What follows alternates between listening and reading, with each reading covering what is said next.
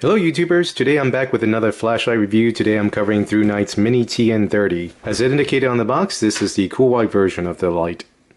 As with my other videos, this will just be a quick unboxing and walkthrough of the basic facts that you need to know. So within the box, you have the Mini TN30 itself that comes in a holster. Holster is pretty nice because it does have both a perma loop and a Velcro quick release, as well as a, I guess, nylon D-ring. Additional accessories were 2 spare O-rings and a spare translucent switch cover, which I assumed you could replace over here. And what is it about these electronic firms? How do they know I love Chiclets? As a matter of fact, oh yeah. I gotta try some of this, man. How do they know I love chewing gum while making reviews?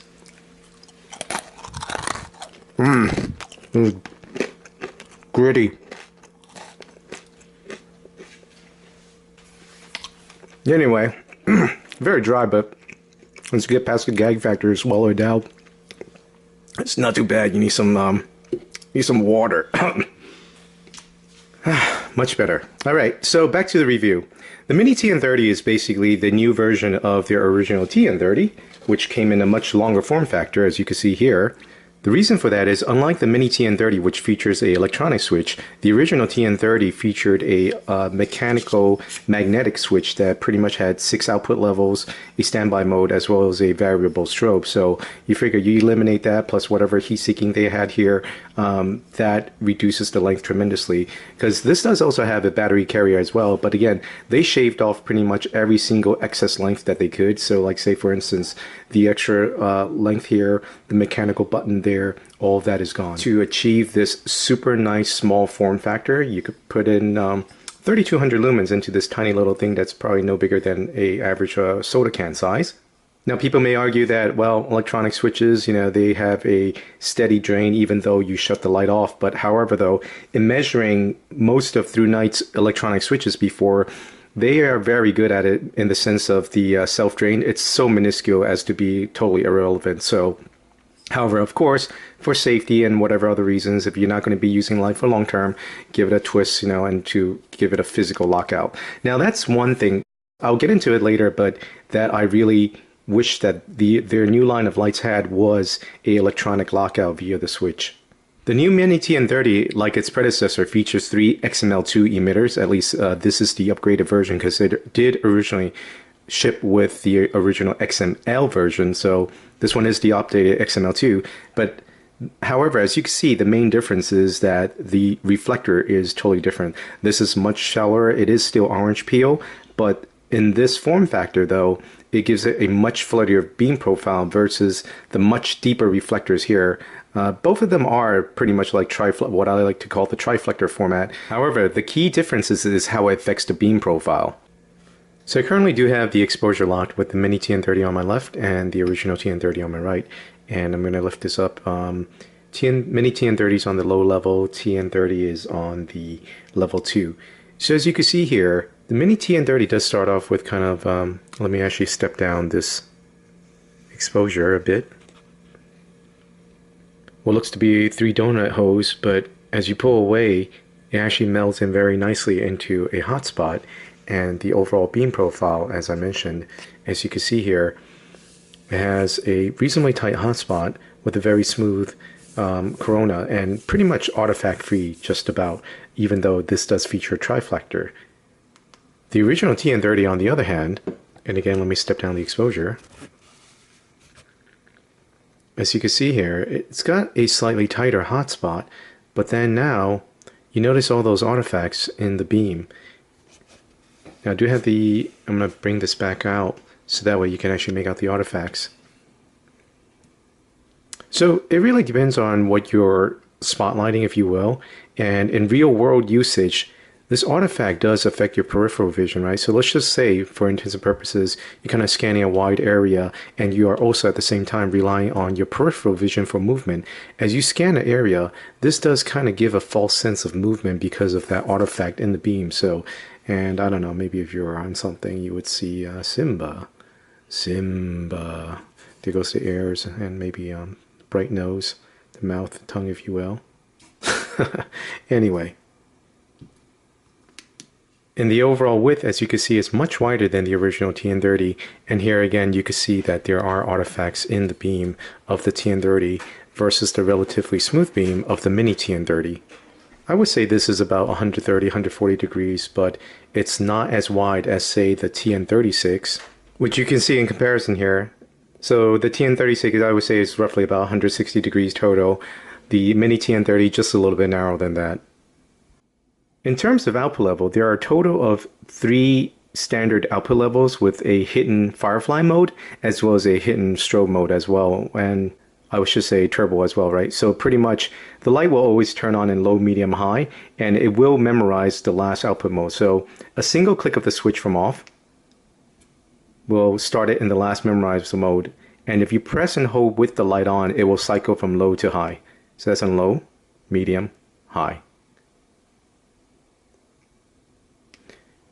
Again, the exposure is fixed so that way you can see the differences in the output level.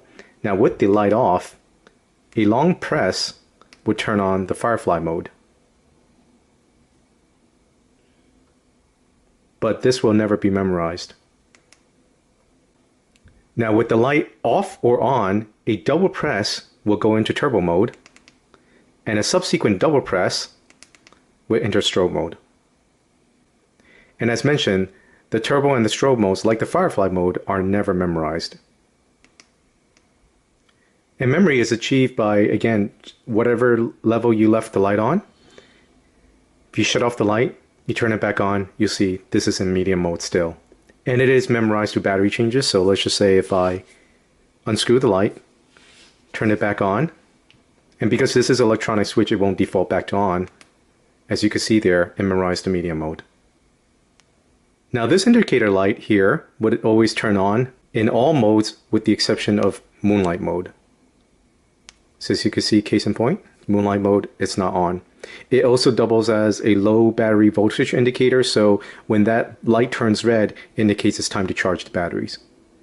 Short of the type of emitter, as well as the actual physical labeling on the body itself, for all intents and purposes, the Mini TN30 and the TN36 are basically identical.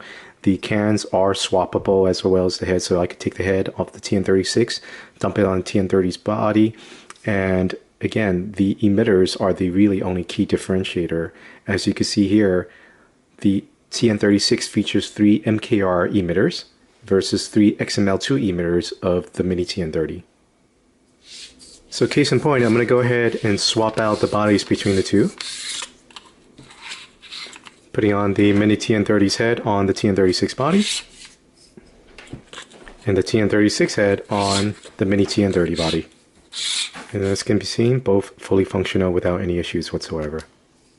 Now the Mini TN30, like the TN36, uses an identical battery carrier, and if you saw my video on the TN36, it is arranged in a 4S1P, 4 in series, 1 in parallel. In layman's term, again, that simply means all of these cells are in series. So if you took out one cell, the battery the battery itself would not work because you broke the connection. So if you are looking into getting this light, you should strongly consider getting 4 pretty decent cells. Now ThruNite did send me also their 3400 milliamp cells for review as well. So thus, those are the ones that are installed here.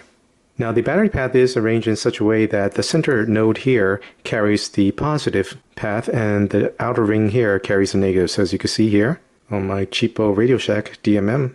One point of note though is that these legs are also carries the grounded path as well. So you need to be very careful about that, in that you don't short these somehow. I mean, you may always think like, oh, okay, you're just being mindful of, not touching the positive to the negative. It is recessed so that, that should be nigh impossible. Well, I don't want to say impossible because, where there's a will, there's a way, right? But it is recessed so that, it should be very difficult to short circuit that, but the chances remain there, especially with these 4 additional poles exposed as well.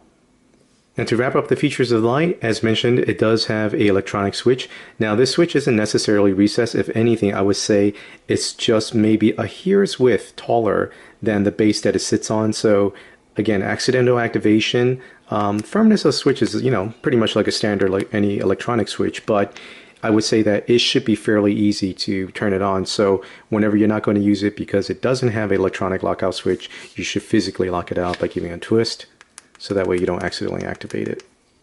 Unlike the original TN30 that had a, I guess you could say, a flared tail base and attachment points for a lanyard, this has a perfectly flat base, allowing it for very stable tail standing mode, or what some may call the candlelight mode.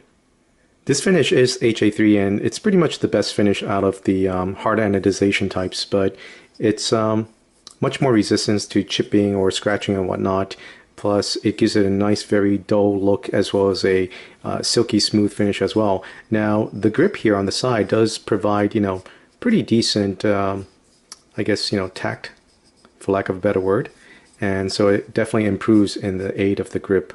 Now, as you can see, I have medium-sized hands, and it does operate pretty well. But as a reminder, I guess if you have some type of either wrist or arm injury or carpal tunnel syndrome and whatnot, perhaps this may not be the most ideal light in its form factor, because it is kind of like a chunky can style, right? So if you do have any ailments of the wrist or hand, perhaps you may want to look at something else, like a TN4A, which is a little smaller light, which is in my next review, or a standard single cell 18650 or AA light instead.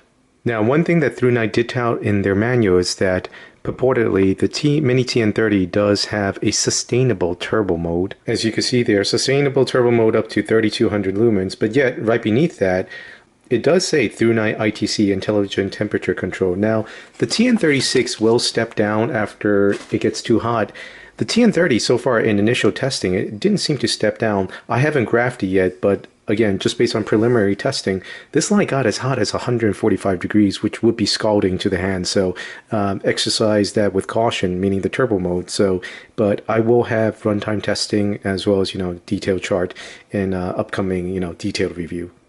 And that pretty much wraps up this review. As I mentioned, since I moved, I don't no longer have that hallway that I used to do my beam measurements in, but I am trying to figure out something, as well as tweaking my light box. If you would follow me on my budget light forum, there is a thread going on about my PVC LMD or lumens measuring device.